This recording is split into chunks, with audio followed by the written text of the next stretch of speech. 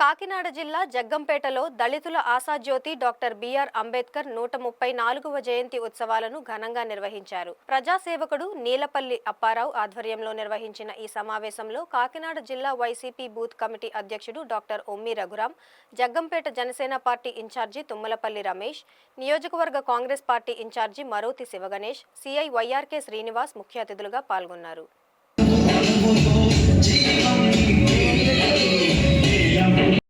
ఈ సందర్భంగా రఘురాం మాట్లాడుతూ భారతరత్న అంబేద్కర్ కొందరివాడు కాదు అందరివాడని కొనియాడారు. అంబేద్కర్ ను ఒక కులానికి ఒక వర్గానికి చెందిన వ్యక్తిగా కాకుండా అందరికీ చెందిన వ్యక్తిగా ఒకసారి ఆలోచన చేయాల్సి ఉందన్నారు. రమేష్ మాట్లాడుతూ ఏప్రిల్ నెలలో 2 మహనీయులు జయంతి వేడుకలు నిర్వహిస్తున్నామని తెలిపారు. అంతకు ముందు వారు అంబేద్కర్ విగ్రహానికి పూలమాలలు వేసి నివాళులు అర్పించారు. అలాగే వృద్ధులకు చీరలు పంపిణీ చేశారు.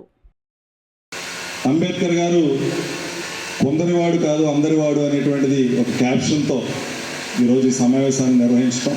నిజంగా ఒకసారి ఆలోచన చేస్తే అంబేద్కర్ గారి యొక్క భావజాలం అంబేద్కరిజం అంటాం.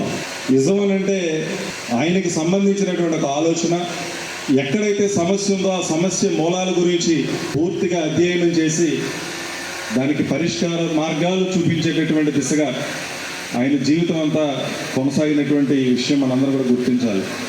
జ్యోతిబా పూలే గారు మరి అంబేద్కర్ గారు కాలంలో లేకపోయినప్పటికీ అంబేద్కర్ గారు స్వయంగా తానే ప్రకటించుకున్నాడు, నాకు చదువు చెప్పినటువంటి గురువుల కన్నా నేను ఈరోజు ఈ స్థాయిలో ఉన్నానంటే నా ఆలోచన ఈ విధంగా ఉందనంటే నాకు ప్రధానంగా ఒక 3 గురువులు ఉన్నారు.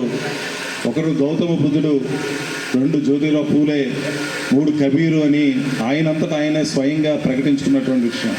మరి జ్యోతిబా పూలే గారు ఏదైతే వివక్ష మీద పోరాటం చేశారో, కుల నిర్మూలన కోసం ప్రయత్నం చేశారో, మహిళల ఉద్ధరణ కోసం ఆయన కానీ ఆయన సతీమణి కానీ సావిత్రిబాయి పూలే గారు కానీ ప్రయత్నం చేశారో, వాటన్నిటినీ కొనసాగింపుగా జ్యోతిరావు పూలే గారు కళ్ళగన్నటువంటి ఏదైతే సమాజం ఉందో ఆ సమాజం కోసం పూర్తి స్థాయిలో ప్రయత్నం చేసినటువంటి మహనీయుడు డాక్టర్ బాబాసాహెబ్ అంబేద్కర్ గారు.